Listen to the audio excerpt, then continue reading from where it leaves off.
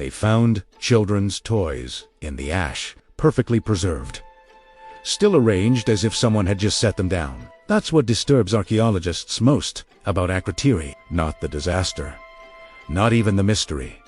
It's how organized the ending was. This Bronze Age city on the Greek island of Santorini was annihilated by one of history's most violent volcanic eruptions. But here's what doesn't make sense. There are no bodies. None.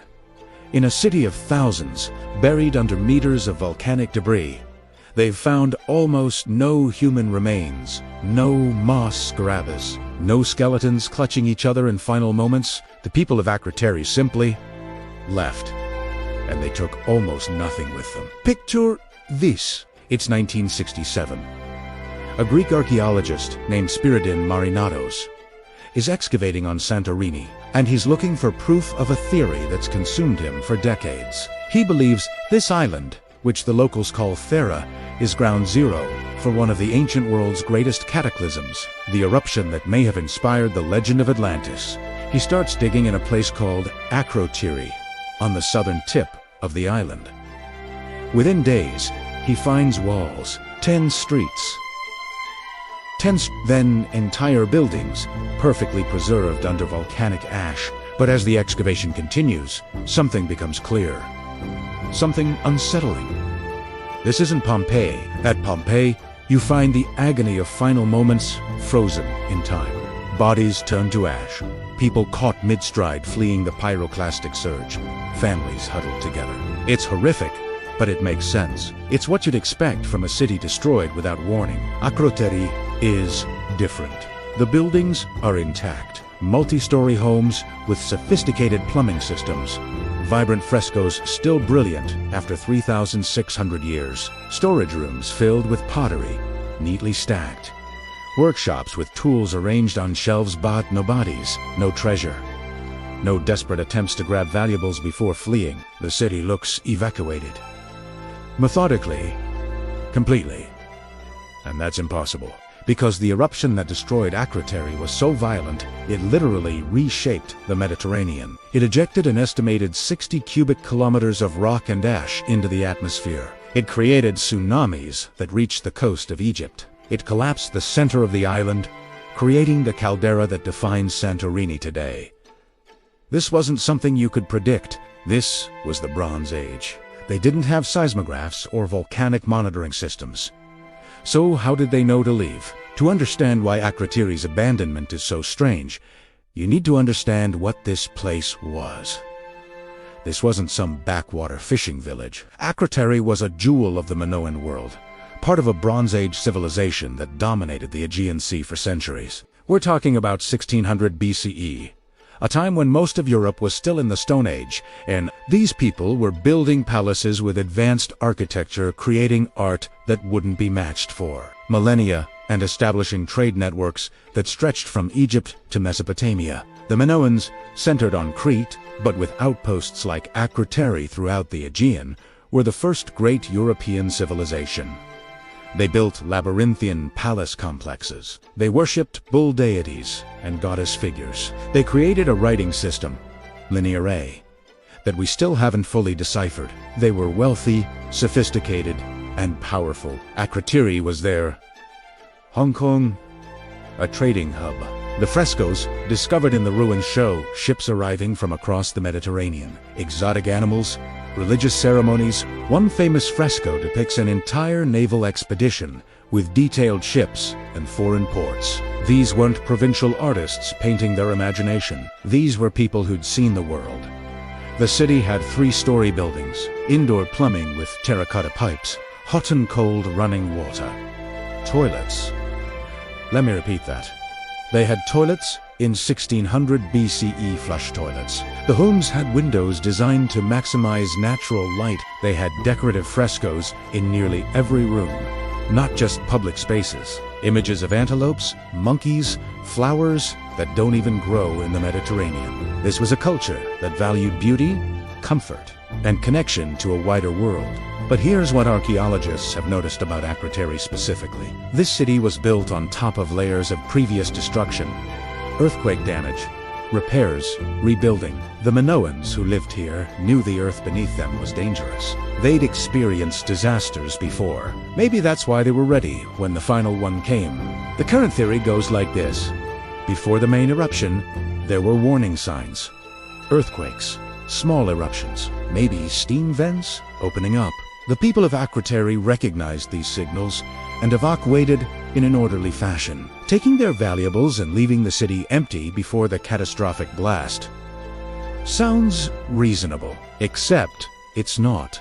First, let's talk about the timeline. Modern volcanologists estimate the warning period, if there was one, lasted days, maybe weeks, not months. We know this from studying the geological layers. The initial earthquakes and minor eruptions were followed relatively quickly by the main event. So the people of Akrotiri had, at most, a few weeks to recognize danger, organize a complete evacuation of thousands of people, pack up essentially all portable wealth, and leave. But that's not what bothers archaeologists most. What bothers them is the scale of what was left behind. Remember those children's toys? They found them in ash, carefully arranged. They found furniture. They found massive storage vessels called pithoi, too large to move easily, still containing food stores. They found looms with half-finished textiles still on them. They found millstones. Basic tools. Here's the thing. If you're evacuating a city in the Bronze Age, you take what you can carry. Food, tools, weapons, things you need to survive wherever you're going, especially if you don't know if you'll ever return. But Akrotiri looks like people planned to come back, like they expected to return once the danger passed. They never did, and there's another problem. Where did they go? We have no record of a massive refugee population showing up anywhere else in the Aegean. No stories in Minoan or later Greek mythology about the people of Thera fleeing their doomed island. Nothing. Thousands of people vanished into history, and the only trace they left behind is an empty city frozen in time. But that's not the strangest part. The eruption, when it came, was apocalyptic. Imagine standing on Crete, about 110 kilometers south of Santorini. It's a normal day in the late Bronze Age. You're going about your business when suddenly, the sky goes dark. Not sunset dark.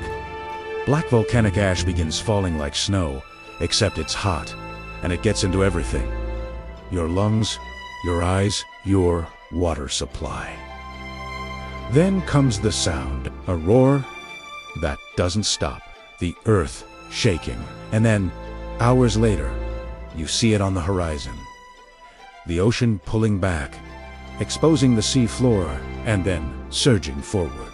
The tsunamis generated by the Santorini eruption reached heights of up to 35 meters when they hit Crete. Entire coastal settlements were obliterated. The Minoan palace at Knossos, inland, survived the waves, but was damaged by earthquakes and ashfall. And here's where the story gets complicated. For years, historians believed the Santorini eruption destroyed the Minoan civilization. It seemed to fit perfectly. One of history's most powerful volcanic eruptions coinciding with the decline of the Aegean's dominant culture. It was even proposed as the historical basis for Plato's Atlantis myth. A sophisticated island civilization destroyed in a day and a night. But the dating didn't work out. When archaeologists refined their chronologies using radiocarbon dating and analysis of tree rings preserved in the ash, they discovered something troubling. The eruption happened around 1600 BC, but the Minoan civilization didn't collapse until almost a century later, around 1450 BCE. That's like saying World War I caused World War II.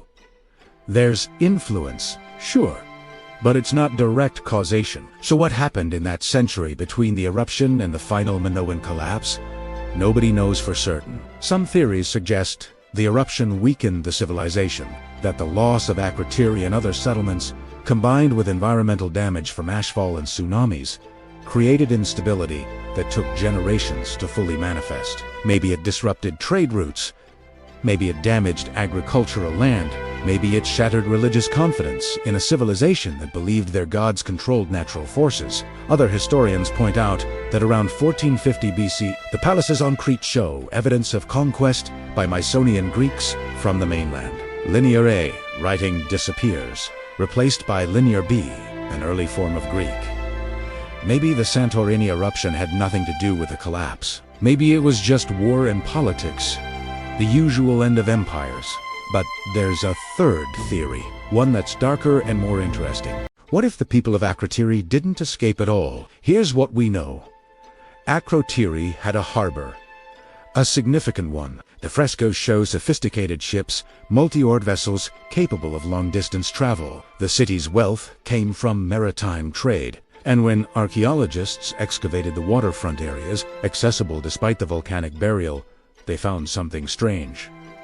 Or rather, they didn't find something. No ships. Not sunken vessels destroyed by tsunamis. Not ship timbers buried in ash. Nothing. The harbor was empty. Now, that could mean the ships were out on trading missions when the eruption occurred. Or it could mean the evacuating population used every available vessel to flee the island. But here, ask the question nobody wants to ask. What if they launched those ships into the volcano Fury?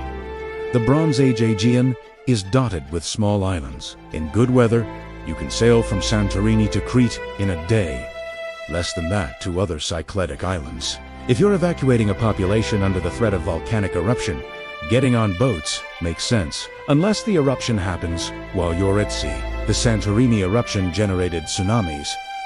Yes, but it also created pyroclastic surges, superheated clouds of gas and volcanic matter that race across land and water at hundreds of kilometers per hour. Temperature, 1,000 degrees Celsius. Survival rate, 0.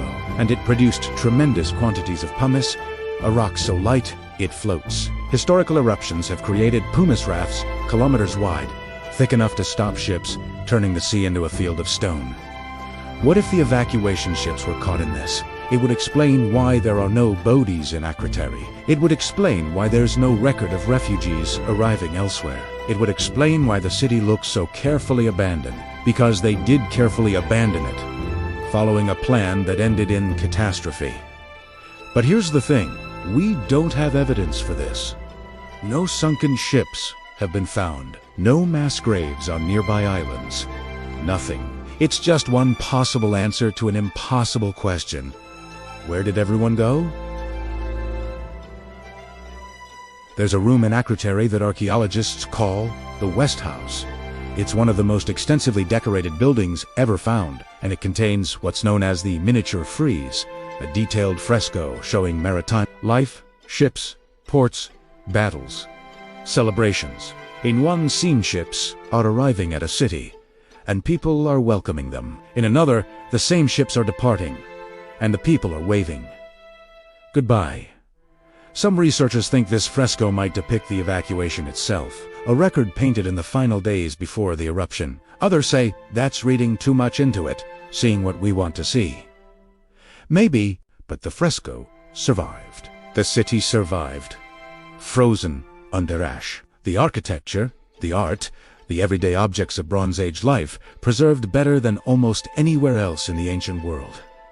Everything survived except the people. Akrotiri sits there on Santorini today, partially excavated, protected under a modern roof structure. You can walk its streets, stand in its homes, see the frescoes its inhabitants created 3,600 years ago, and you can wonder what they knew in those final days. What made them leave so completely, so carefully, as if they believed they'd return?